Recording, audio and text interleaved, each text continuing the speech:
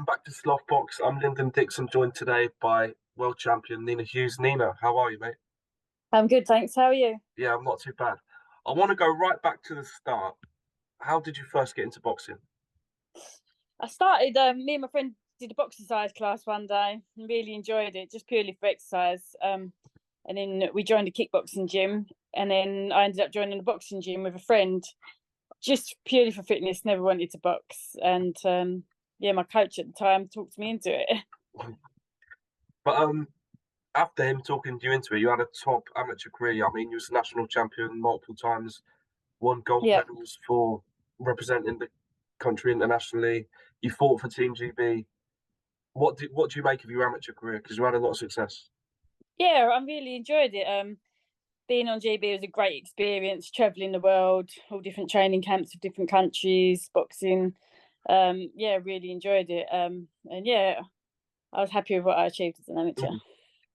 But despite the success of the amateur career, you turned pro at 40, and you made light work of the pro ranks. Really, I mean, you're world champion by a fifth fight. What do you Yeah, make of the journey so far? Because it's a story like no other, really.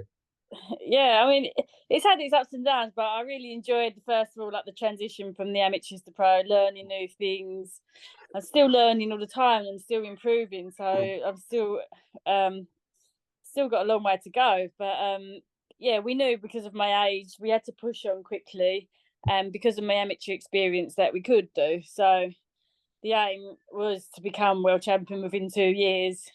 We didn't quite think it'd happen that quickly, so it was a bonus that it did. We got the opportunity Mm. quicker than I thought, and obviously we took it. But one thing that's interesting to me, like following your journey, you're you're a mum. You've got two kids. So Yeah.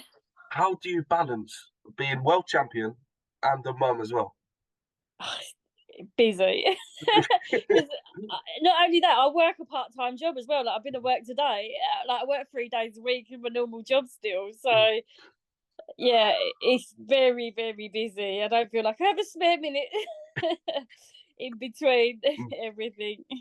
Well, I feel lucky to have you on now. But so many people wrote you off for that Jamie Mitchell fight. I mean, saw you saying that you yourself you saw polls 96% for Mitchell, 4% for you. Yeah. Do you feel like because of your age, people wrote you off for that fight? Yeah, definitely. I think people just looked at my age and my pro experience. No one looked back like past that, looked at my amateur experience or looked at what I'd done before. Mm, Everyone just looked at 40 years old, 4 pro fights, doesn't stand a chance. mm, But if anyone had actually like looked like at my amateur experience and what I'd achieved then, I think I would have been different. But mm. obviously I didn't. But what do you make of the fight yourself? Like, obviously you won, but do you Yeah. think that Jamie Mitchell herself underestimated you, or do you think he was just much the better boxer on the night? Yeah, I think she underestimated me, but I don't think I think if she hadn't, I still would have done the same thing. We trained for everything. We knew what she like everything we planned for everything she could bring, and we was confident we'd beat her no matter what. But yes, I'm sure she did overlook me. She thought I was an easy fight. That's why she picked me to fight. I Mm, mean, if she didn't think I was an easy fight, I probably wouldn't have got the opportunity. So I'm glad she did, yeah, and I got the opportunity. exactly. But you got that opportunity and you took it, and now you're world champion. You mentioned earlier you didn't expect it to happen that fast. Your aim was 2 years.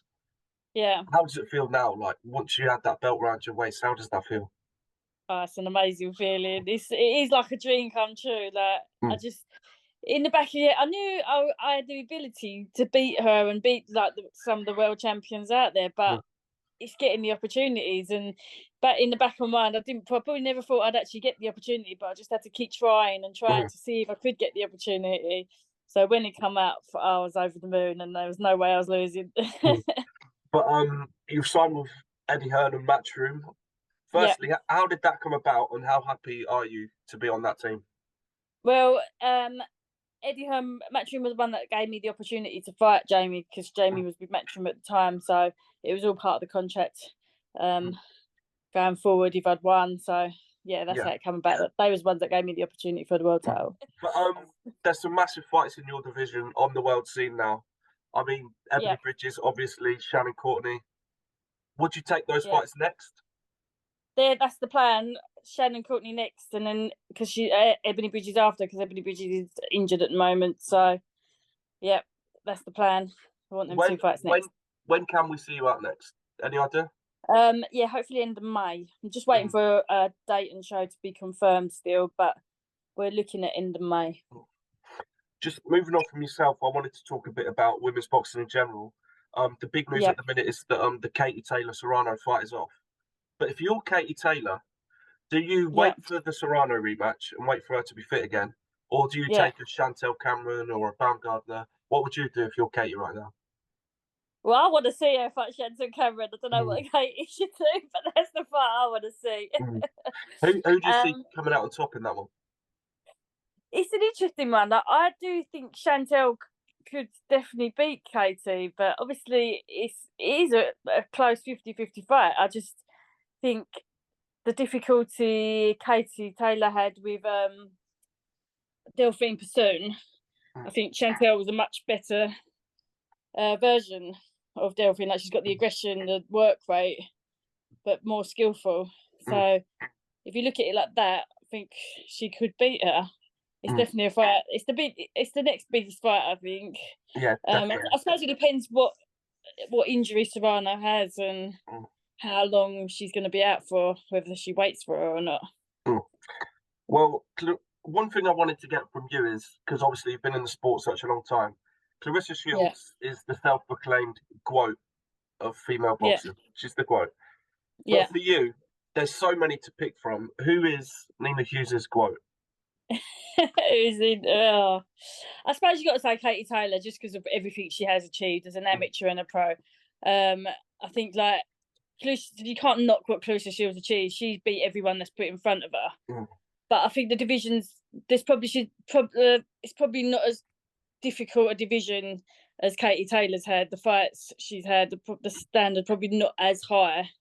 mm. So she's been able to clean up easier. Not saying she's not as good, but you don't know until you got the Yeah. tests in front of you. So it's a hard one, but I'd say Katie Taylor's had the harder fights and the more difficult people in front of you, and she's just been around for such a long time Mm. and achieved what she has. It's been a pleasure speaking to you. But the last question from me, I feel like 2023 is a big year for yourself.